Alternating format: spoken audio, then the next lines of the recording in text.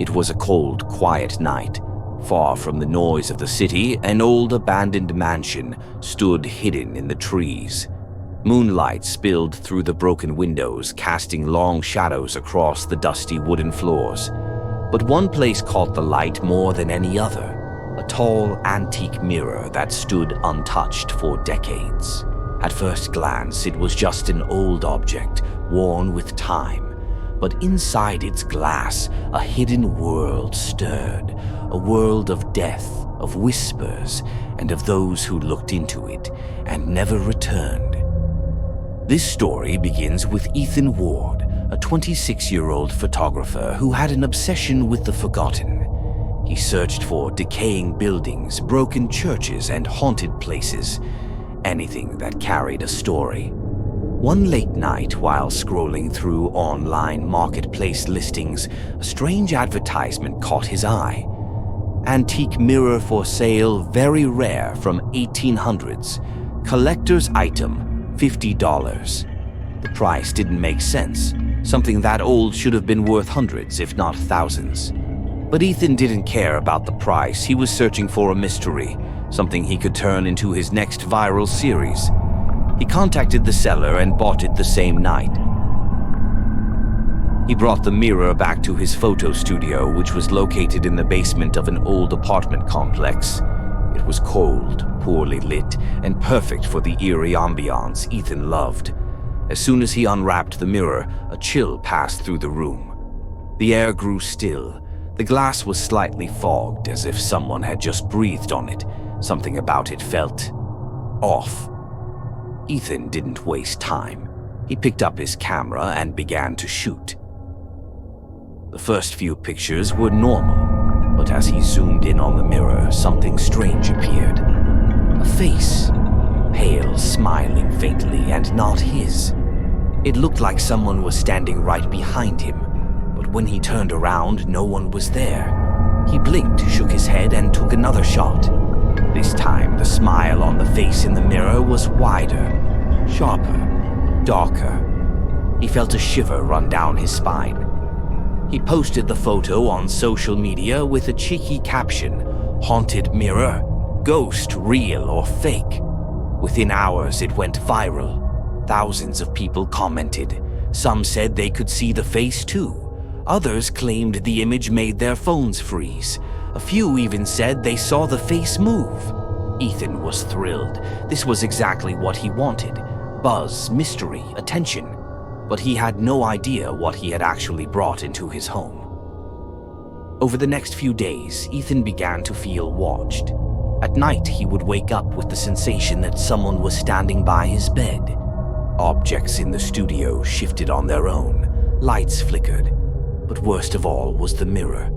Every time he looked at it, the face in the reflection seemed a little bit closer. Then one morning, Ethan stood in front of the mirror and saw nothing. No reflection, just darkness. And then the face appeared again, but this time blood poured from its eyes. Panic began to grip him. He covered the mirror with a thick cloth and locked the studio door. The next morning, the cloth was on the floor. The mirror was spotless, as if freshly cleaned. But worse, his wall had a message written in what looked like blood. "You saw me. Now I won't leave you." Terrified, Ethan searched online for any information about haunted mirrors. After hours of scrolling, he came across an obscure blog post. It told the story of a man in 1847 who had murdered his wife, Evelyn, and performed a blood ritual to trap her soul inside a mirror. The mirror became known as the Grin of Evelyn. The blog warned that anyone who looked too long into the mirror would eventually lose themselves, their soul pulled into the glass, never to return. Desperate, Ethan tried to destroy the mirror. He carried it to the rooftop of his building, hammer in hand. But as he raised the hammer, he suddenly heard his mother's voice screaming his name. He froze. He hadn't spoken to her in months. He turned around, no one was there. But when he looked back at the mirror, his mother's face was reflected in it. She looked terrified. She was screaming. And then the face twisted into a wicked grin. His phone rang. It was his mother. She sounded worried. "Are you okay, Ethan? I had a nightmare. Something was dragging you into a dark place." Ethan didn't tell her anything. He was too shaken to speak. He decided to seek help. He found Reverend Thomas Blake, a local pastor who specialized in spiritual warfare and cursed objects. Ethan showed him a photo of the mirror. The Reverend's face turned pale. "That mirror is a prison," Reverend Blake whispered. "Evelyn's soul was locked inside it, yes, but mirrors are windows too. When you look in, she sees you, and if she chooses you, you begin to fade." He warned Ethan not to destroy it. If the mirror broke, Evelyn wouldn't die. She would be set free, and then she would no longer need the mirror to reach the living. Instead, he gave Ethan a passage from the Bible, Psalm 91, known as a shield against evil. "At 3 a.m., sit before the mirror," Reverend Blake said. "Read this aloud and keep your eyes on the reflection. But whatever you do, do not meet her eyes." That night, Ethan prepared himself. At 2:59 a.m., he lit a single candle in the dark studio. The mirror stood tall before him. As the clock struck 3 o'clock, he began to read. "He who dwells in the shelter of the Most High will rest in the shadow of the Almighty." As he read, smoke began to rise from the mirror. The glass rippled like water. Then Evelyn appeared. Her face was burnt, her eyes black and hollow. She smiled. Blood oozed from her lips. "You saw me," her voice echoed. "Now take my place."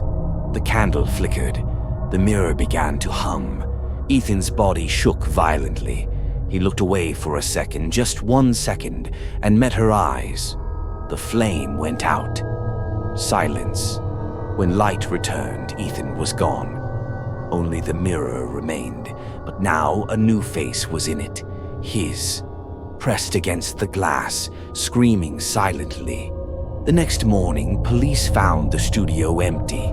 Ethan's phone and camera were untouched. No signs of struggle, just the mirror, watching. And that night, Ethan's Instagram profile posted again. "The mirror's safe now. Do you want to look?" Somewhere far away, another buyer clicks Message Seller. The listing is live again. Antique Victorian mirror, $50, very rare. And the curse continues.